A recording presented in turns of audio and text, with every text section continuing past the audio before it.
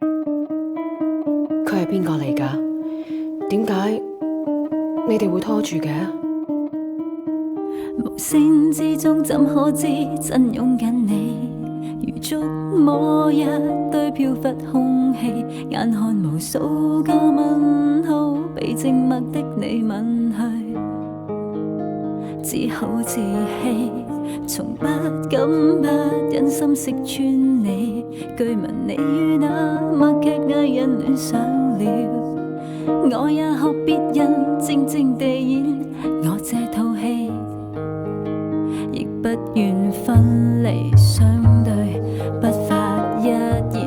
此時你共我有了默契，永不要幼稚的罵戰，但表情彼此表情悄悄地暗示這是冷戰。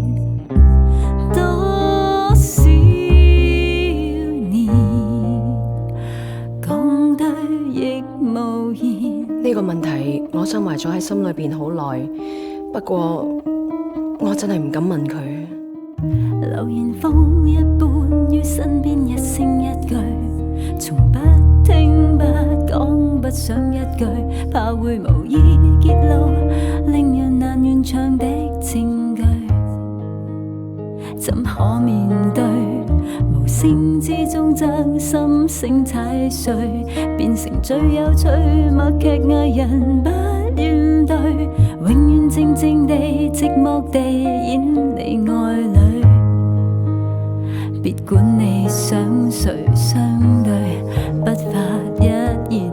此時你共我有了默契，永不要幼稚的罵戰，但表情彼此表情悄悄地暗示這是冷戰。多少年，直到目前，我愛你，你也愛我，這個你我過去也聽過說過，破裂過嫌棄過，願過想過變過，你我卻永遠怕說破。冷戰再冷戰再冷戰，一錯再錯，我更愛上這個錯，怪責你揭破你放棄你，可會使我好過？流言風一般於身邊一聲一句，從不聽不講不想一句，怕會無意揭露令人難圓場的證據。怎可面對無聲之中將心聲踩碎，變成最有趣默劇藝人不願對，永遠靜靜地寂寞地演你愛侶。別管你想誰相對，不發一言。